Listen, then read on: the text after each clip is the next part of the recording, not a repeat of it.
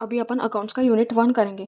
Actually unit 1 theory है, तो वो अपन एग्ज़ाम के 1 दिन पहले कर लेंगे। तो पहला जो यूनिट अपन करने वाले हैं, तो वो है आउटपुट कॉस्टिंग। इस यूनिट में क्या है, सिर्फ़ 3 प्रोफ़ार्मा है। 3 प्रोफ़ार्मा अगर अपने को आ गए, तो अपना यूनिट 1 कंप्लीट हो जाता। प्रोफ़ार्मा यानी डब्बे, ये डब्बे और इसके अंदर क्या आता है वो याद रखना है, तो इसे हम बोलते हैं प्रोफ़ार्मा। तो 3 प्रोफ़ार्मा है, ठीक है? बस पहले अपन ने अगर ये साइड याद कर ली कि क्या आता है उसमें, फिर क्वेश्चन में से उठाओ, इसमें डालो, अमाउंट डालो, ऐड वगैरह करना, बस यही है। तो यूनिट 1 में 3 प्रोफ़ार्मा याद रखने हैं। अभी अपन इस वीडियो में यूनिट 1 का एक प्रोफ़ार्मा समझ लेते हैं, ठीक है?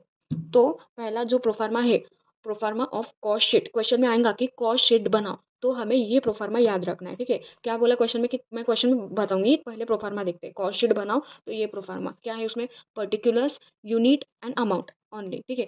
डब्बा कैसे बनेगा, पहले पर्टिकुलर्स का एक डब्बा, देन यूनिट का एक डब्बा बनेगा, फिर अमाउंट का डब्बा बनेगा, ठीक है? और इसके ऊपर ऐसा लिखना पड़ता है आउटपुट। ये क्वेश्चन जब सॉल्व करेंगे तब समझ जाएंगे, अभी फिलहाल सुनो अच्छे से, ठीक है? बना लिया पर्टिकुलर्स, यूनिट और अमाउंट। तो पहला आता है, यही है, ये मतलब रट लो, ये कहीं ये ही रटना है, क्वेश्चन में यही आता है, बस अपने को अमाउंट डालना है। ये रट के हो गया, ये क्वेश्चन में आता है, पता चलेगा। तो पहले आता है डायरेक्ट मटेरियल्स, उसकी अमाउंट आएंगे यहाँ पे, डायरेक्ट वेजेस उसकी अमाउंट, फिर इन दोनों के जो अपन अमाउंट डालेंगे, क्वेश्चन में दिया रहता अमाउंट डालेंगे, डैश डैश करेंगे, फिर इनकी टोटल करेंगे, फिर जो टोटल आती है इन दोनों की उसको बोलते हैं प्राइम कॉस्ट ए।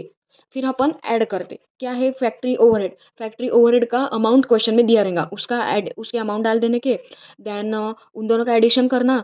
फिर जो फाइनल आता है यहाँ पे वो रहते हैं वर्क कॉस्ट। पहले आता है प्राइम प्राइम कॉस्ट, फिर वर्क कॉस्ट, ठीक है? वर्क कॉस्ट आ गया, फिर से ऐड है यहाँ पे office overhead. Office overhead question में उसके अमाउंट दिए होंगे, अमाउंट सामने लिख दो, लिख दिया, ओके। देन डैश डैश, फिर इसकी जो दोनों की एडिशन है, जो वर्क कॉस्ट आए थे और ऑफिस ओवरहेड, उसकी जो एडिशन करके अपना फाइनल आंसर ही आएगा, तो उसको बोलते हैं कॉस्ट ऑफ प्रोडक्शन या फिर ऑफिस कॉस्ट। प्राइम कॉस्ट आता है पहले, फिर work cost, then office cost, फिर लास्ट है selling and distribution expenses add होता है। ये प्रोफार्मा बस याद कर लो, क्वेश्चन में बस ये दिए रहते हैं, इसके सामने उसके अमाउंट दिए रहते हैं, अमाउंट डालो, ऐड करो, बस फिर ये याद रखना है।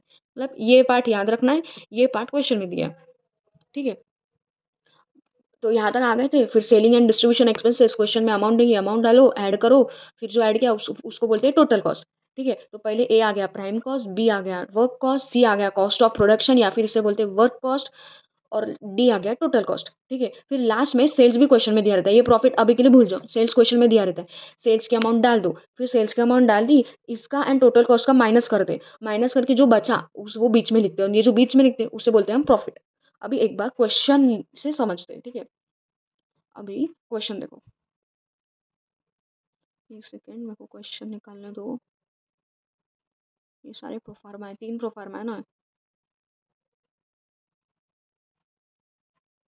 हम्म, अभी ये है क्वेश्चन 1, तुम लोग को जो पीडीएफ भेजे उसमें से पढ़ा रही हूँ, ठीक है? क्वेश्चन 1 में क्या बोला है, the following information receive from Mrs. Sujata Manufacturing Limited for the month of March regarding the production and sales of rupees 2000 units of TP tiffin box.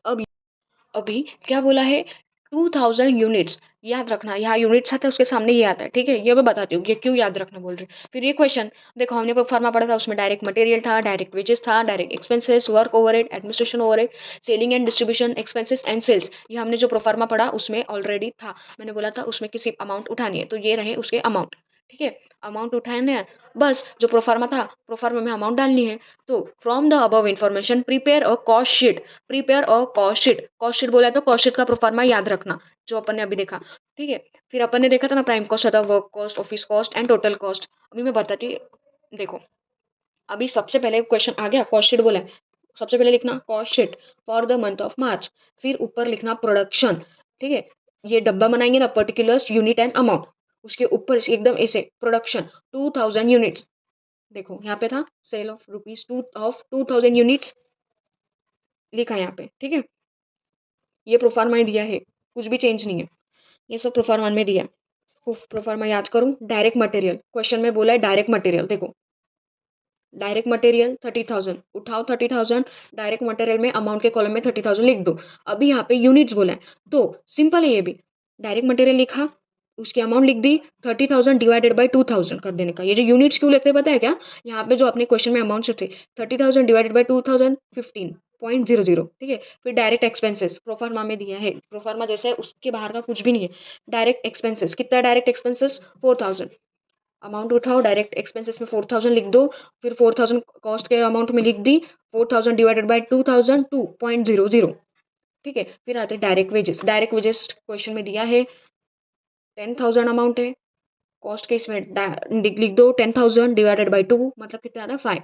तो 30,000 4,000 एंड 30,000 4,000 एंड 10,000 डैश करने का। ठीक है, कितना आता है 44,000। फिर 15 प्लस 2 प्लस 5 22.00। अब मैंने बोला था ना सबसे पहले आता प्राइम कॉस्ट। प्राइम कॉस्ट हो गया। अभी प्रोफार्मा ही था, प्रोफार्मा के बाहर कुछ भी नहीं है। दूसरा बोला था ऐड। ऐड ठीक है, ऐड क्या बोले थे उन्होंने, वर्क ऑन कॉस्ट। वर्क उसमें आता है वर्क ओवरहेड। देखो क्वेश्चन में दिया है वर्क ओवरहेड कितना है 10,000। अमाउंट उठाओ, कॉस्ट के कॉलम में लिखो 10,000 लिख दिया, 10,000 डिवाइडेड बाय 2 5.00। 40 अभी 44 44 प्लस 10,000 54 और 22 प्लस 5 27 आ गया अपना वर्क कॉस्ट। ठीक है, ऑफिस ऑन कॉस्ट एडमिनिस्ट अभी ये हो गया। पहले प्राइम कॉस्ट निकाला, देन वर्क कॉस्ट निकाला, फिर से ऐड है office on cost. Office on cost में ऐड है एडमिनिस्ट्रेशन ओवरहेड। देखो एडमिनिस्ट्रेशन ओवरहेड कितना है 8,000। अमाउंट उठाई क्वेश्चन में से 8,000 लिखा, 8,000 डिवाइडेड बाय 2,000 जो हमने ये है अपना यूनिट्स 2,000 किया था तो 4 मतलब 0.00। तो इन दोनों का एडिशन किया 62,000 27 प्लस 4 31। ये आ गया अपना ऑफिस कॉस्ट। पहले प्राइम कॉस्ट है, वर्क कॉस्ट है, देन ऑफिस कॉस्ट है। अभी लास्ट कौन सा रह गया हमारा total cost. Add selling and distribution expenses proforma में दिया था। अभी इसकी अमाउंट देखो क्वेश्चन में, selling and distribution expenses 6,000। Amount उठाओ, सेलिंग एंड डिस्ट्रीब्यूशन में 6,000 डाल दो, 6,000 डिवाइडेड बाय 2 कर दो यूनिट के हिसाब से।